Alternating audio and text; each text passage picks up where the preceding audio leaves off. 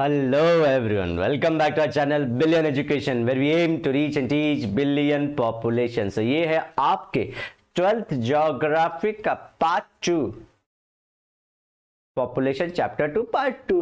Hopefully आप हमारे part 1 की वीडियो जरूर देख रहे होंगे और इसी के साथ साथ आप जियोलॉजी भी देख रहे होंगे 12th की, और इसी के साथ साथ 11th की ज्योग्राफी भी देख रहे होंगे और इसी के साथ साथ 11th की जियोलॉजी भी देख रहे होंगे। अगर ये चारों चीज़ आप एक साथ करते हैं देन यू हैव, ये क्या खींच दिया, you have thorough knowledge of everything.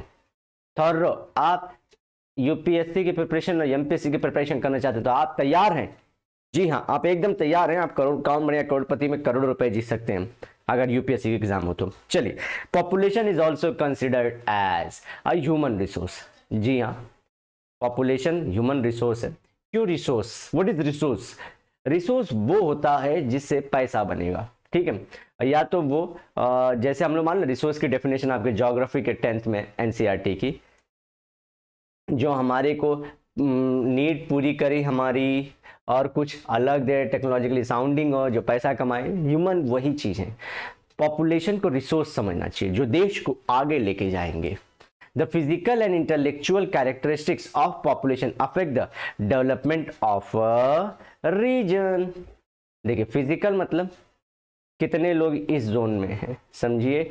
यहाँ क्यों बना रहा हूँ मैं, यहाँ बना सकता हूँ, समझिए कोई जोन है यहाँ पे कितने लोग रह रहे हैं, तो फिजिकली हो गए कितने लोग रह रहे हैं। कम लोग रहेंगे तो विलेज एरिया जैसा दिखेगा, और ज्यादा लोग रहेंगे तो वो सिटी पॉपुलेशन है। Simple simple. दूसरी चीज इंटेलेक्चुअल, क्या ये पढ़े लिखे हैं?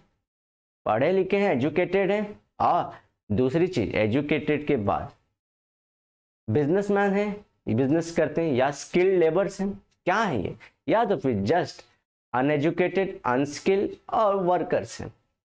तो डिपेंडिंग अपॉन द फिजिकल कितने और इंटेलेक्चुअल ब्रेन का, ये डिसाइड करता है कि पूरा रीजन कैसा होगा, इसका पॉपुलेशन कैसा होगा। समझिए, जापान में देखते हैं आप भीड़ कितनी है, वहां का डेंसिटी कितना है। जापान से भी ज्यादा सिंगापुर की डेंसिटी आप जानते हैं ना, बहुत ज्यादा है। क्यों? वहां पे इतने से आइलैंड पे इतने ज्यादा लोग रहते हैं, तो वो इंटेलेक्चुअली सब साउंडिंग है। स्टार्टअप्स वहीं पे खुल रहे हैं, तो वहाँ का जोन कैसा है, एकदम फेमस। तो वही बताने की कोशिश कर रहा है लेखक। So and which will affect the development of the region. तो सिंगापुर देखिए क्या डेवलप्ड है, दो चीज से डेवलप होते हैं ना, फिजिकल रहने चाहिए और दूसरे, अब तो फिजिकल चीज को कौन हटा रहा है भाई और बहनों मित्रों? रोबोट्स, इन्हें हटा रहे हैं। लेकिन रोबोट्स को अभी आने में टाइम है, हम आप जा चुके रहेंगे तब तक। जी हाँ, आज से हम बोल रहे हैं हम जा चुके रहेंगे। द डेवलपमेंट ऑफ, जब तक डोमिनेंस आएगा रोबोट्स का, the development of a region is dependent on how human resources are used like natural resources.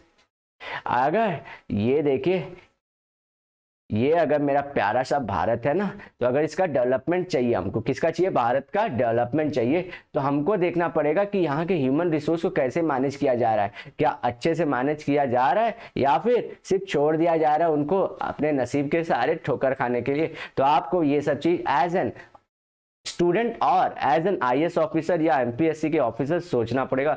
देखिए, भले आप लोग चाहते जिंदगी में आगे जाना, लेकिन आप पर्टिकुलर पॉपुलेशन को आगे लिए बिना आगे नहीं जा पाओगे। अब वो पॉपुलेशन है देश की ह्यूमन रिसोर्स। ये मैं भारत बना रहा हूँ आप लोग के लिए। अगर इंडिया को डेवलप करना है आप लोग को ना, तो हमको पहले यहाँ के ह्यूमन रिसोर्स की इज्जत करनी पड़ेगी। ये फार्मर्स को प्रोटेस्ट करना ना पड़े। ये मेरा भारत हो गया इंडिया। तो यहाँ के जैसे कि हम लोग आयरन को यूज करते हैं, यहाँ के हम लोग कोबाल्ट एंड जिंक को यूज करते हैं, यहाँ के हम लोग गोल्ड को यूज कर रहे हैं। ऐसे मैं सिर्फ लिख रहा हूँ यहाँ पे, ऐसे में ये नहीं, आयरन यहाँ से मिलता है अगर देखने जाएंगे तो, ठीक है। फिर ये सब सारी, और ये हमारे आजू बाजू में ये क्या है? समुंदर है। ये समुंदर के फिशेज यूज कर रहे हैं हम लोग, इसके हम लोग कोल ऑयल गैस यूज कर रहे हैं इसके। तो अगर ये सब सारी चीजें हो तो यहाँ जो अंदर देश की जान है जिससे नेशन बनता है, हमारे फार्मर्स, हमारे सैनिक, हमारे वर्कर्स, इनका इस्तेमाल कर रहे हैं कि नहीं कर रहे हम लोग, इन्हें छोड़ दिया इनके हाल पे। जी मैं नेता नहीं बन रहा हूँ, मैं इमोशनल थोड़ा हो जाता हूँ जब देश की बात होती है, ऐसा भी नहीं कि बहुत बड़ा देशभक्त हूँ, just and just emotional point of view है।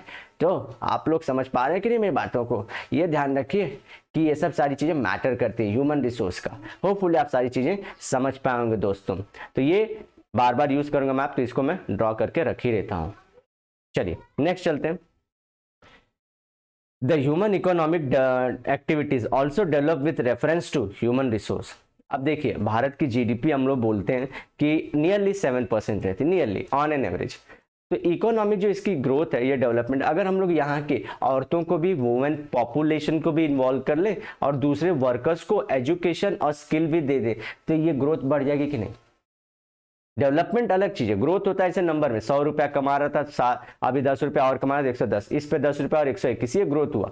लेकिन ये क्या मेरी पॉपुलेशन का डेवलपमेंट हो रहा है? ये 10 रुपया क्या मेरी जनता को जा रहा है जो ग्रोथ हो रहा है? तो उससे डेवलपमेंट होगा। तो समझ पा रहे हैं मेरी बातों को? अगर इकोनॉमिक ग्रोथ भी बढ़ाना है, डेवलपमेंट बढ़ाना है, anyhow you have to use human resource. Public को आपको करवाना ही पड़ेगा। अगर आप चाहते हो बिजनेसमैन, अगर आप बनोगे फ्यूचर में, आप चाहते हो कि आपका प्रोडक्ट ज्यादा बिके, तो आपको इंडिया के ह्यूमन रिसोर्स में खर्चा करना पड़ेगा। कहीं मैं अमेजॉन की स्ट्रैटेजी तो नहीं बता रहा हूं दोस्तों, कहीं मैं एप्पल की स्ट्रैटेजी तो नहीं बता रहा हूं, सैमसंग की नहीं बता रहा हूं, शॉमी की नहीं बता रहा हूं। हमारे इंडिया में लोगों को ट्रेन क्यों कर रहे हैं? You have to use human resource so that they will buy your product. Simple as that man, you also try.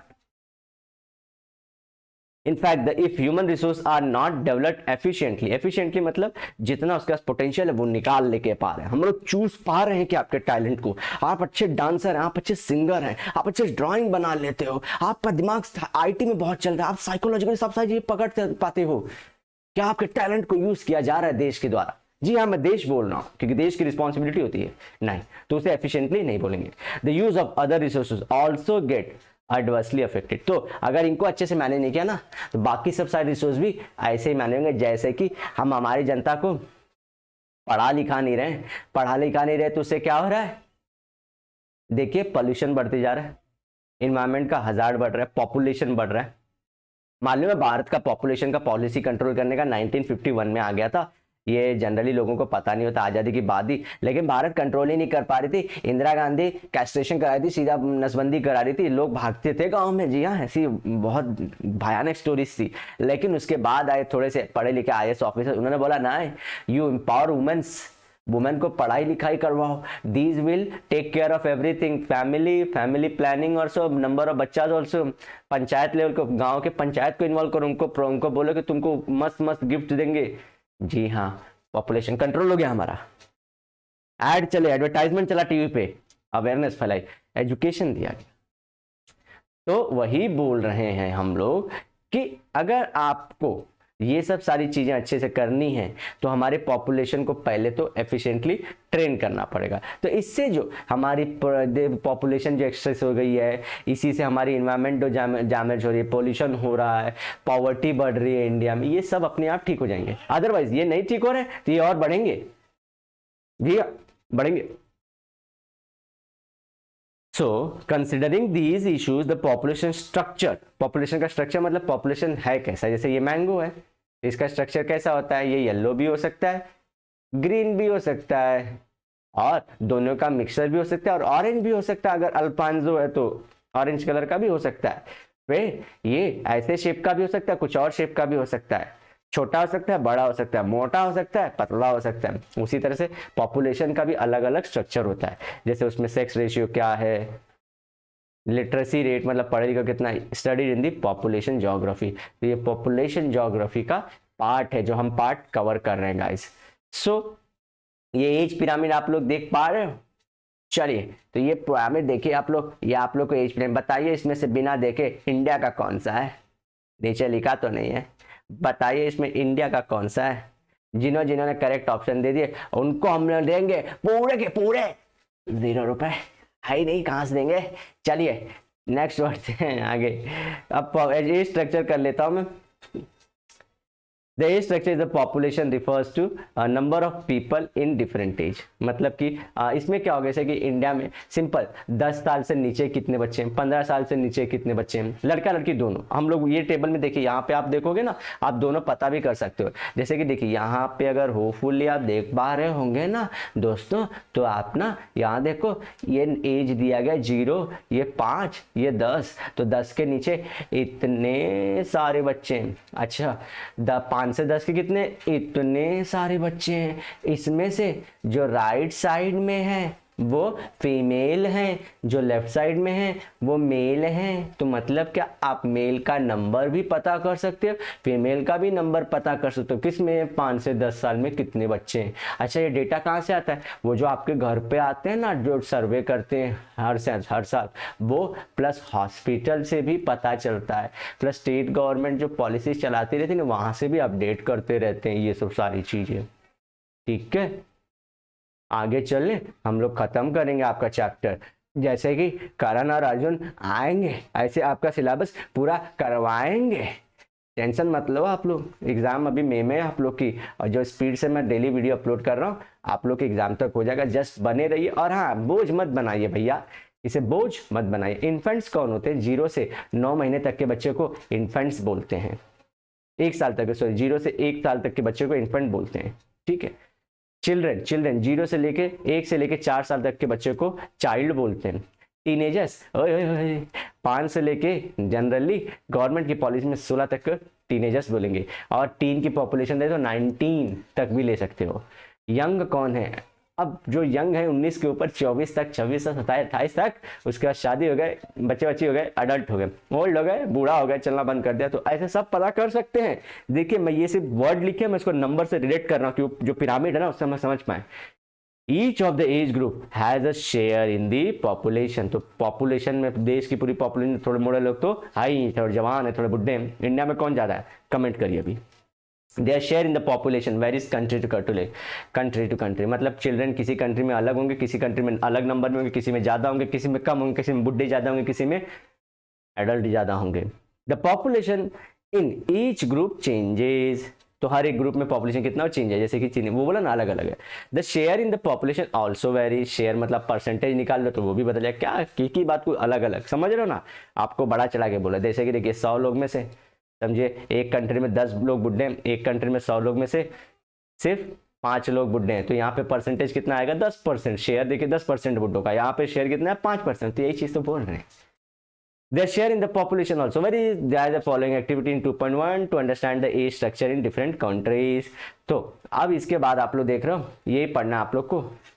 अब मुझे आप लोग नेक्स्ट लेक्चर में मिलोगे, ताकि मैं ये सारी चीज़ें डिटेल में डिस्कस कर पाऊँ। अपने दोस्तों में से शेयर करिए, ये जो सारी चीज़ें चल रही ना, ये आप ही लेके रखिए भैया, इसे फैलाइए, देखते हैं कितना फैल पाता है, क्योंकि हमारी कोशिश पूरी है। मेक श्योर कि आप भी थोड़ा प्रयत्न करें, प्रयास करें, और हमारी इस कोशिश को अंजाम दें। मिलते हैं नेक्स्ट लेक्चर में। Till then bye bye, have a great and nice day. लेकिन वादे के साथ मिलूंगा दोबारा।